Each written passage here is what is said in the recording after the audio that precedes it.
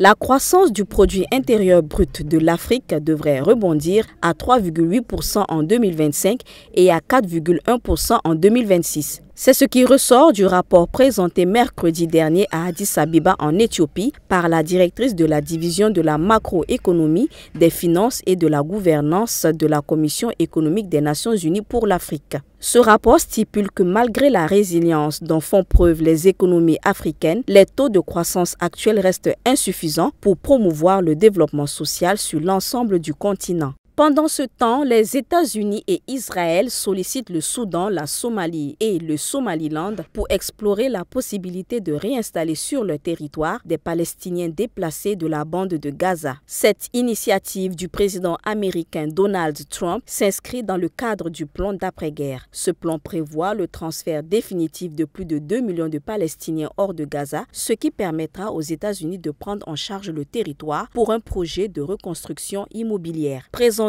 comme une vision audacieuse par le premier ministre israélien Benjamin Netanyahou, cette initiative divise profondément la communauté internationale. Le Soudan et la Somalie ont d'ores et déjà catégoriquement rejeté cette idée. Quant aux discussions avec la Somaliland, elles ne sont pas encore concluantes. Malgré l'opposition généralisée, la Maison-Blanche affirme que Donald Trump s'en tient à sa vision. Cependant, les obstacles diplomatiques, logistiques et humanitaires rendent la mise en œuvre de ce plan très incertaine. Ce qui est pourtant certain en Grande-Bretagne, c'est la modification des moustiques porteurs du parasite causant le paludisme par une équipe de chercheurs en génétique. Ils mettent au point une technologie qui rend le moustique incapable de transmettre le parasite du paludisme. Cette technologie va permettre de transmettre cette caractéristique afin que les générations futures de l'insecte soient également résistantes aux parasites. Selon l'équipe de chercheurs de l'Imperial College London, le processus sera long et plusieurs essais sur le terrain seront effectués avant que la technologie ne soit approuvée. Notons qu'en 2023, près de 6000 décès dus au paludisme ont été enregistrés dans 83 pays du monde. En Égypte, on parle plutôt de record. L'athlète Ashraf Kabonga vient d'inscrire une fois de plus son nom dans le prestigieux Guinness World Records. Il a réussi à tirer un train de près de 280 tonnes uniquement avec ses dents sur une distance de près de 10 mètres. Cet incroyable défi, il l'a réalisé à la gare de Ramsès au cœur du Caire.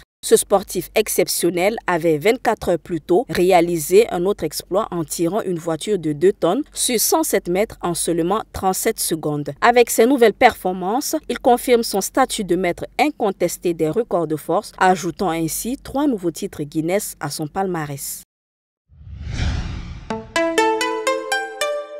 Twi TV, la télé interactive.